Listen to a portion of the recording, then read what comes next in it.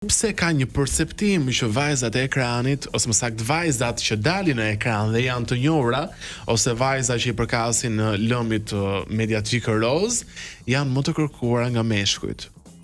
Thënë kjo shpeshherë bën më të vështira për t'u arritur, ka një perceptim në gjinin mashkullore që duhet të bësh dhurata, që t'i biesh në sy, duhet të kesh një status të lartë ekonomik, dhe thënë kjo, a përdoret televizionin nga vajzat të reja që nuk e duan në thelb televizionin dhe nuk e kanë haberin, por shumë e vërtet sepse shumica e vajzave, unë do flas në përgjithësi sepse nuk është se kam raporte personale apo diçka konkrete me vajzat, por që ka që shoh shpesh në shumë emisione, prandaj nuk më pëlqen sepse në shumë emisione i shfrytëzojnë për këtë arsye. Pra, shumë emisione që nuk kanë të bëjnë fare me këtë pjesë, kanë të bëjnë komplet me një raport tjetër, mund të jenë emisione modelingu, dashurie dhe ato qëllimi i tyre kryesor nuk është ai i emisionit, por është ky i të qenurit e famshme dhe të krijuarit një profil për të cilin krijojnë këto raportet e tjera.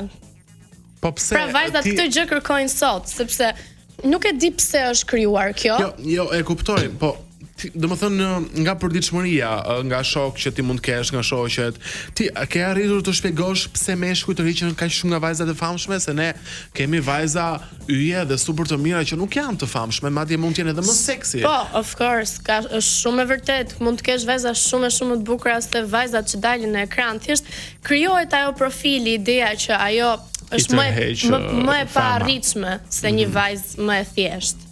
Sepse ajo ka një stat tjetër, është më e famshme, ka më shumë kërkesa sepse e pëlqen shumë veta. Nëse atë vajzën e thjesht mund ta njohin 5 djem dhe e pëlqen 2, por në final pastaj për të martuar dhe për të krijuar familje. Për të martuar dhe për të krijuar familje nuk e zgjedhin kurrë atë të famshme. Vërtet?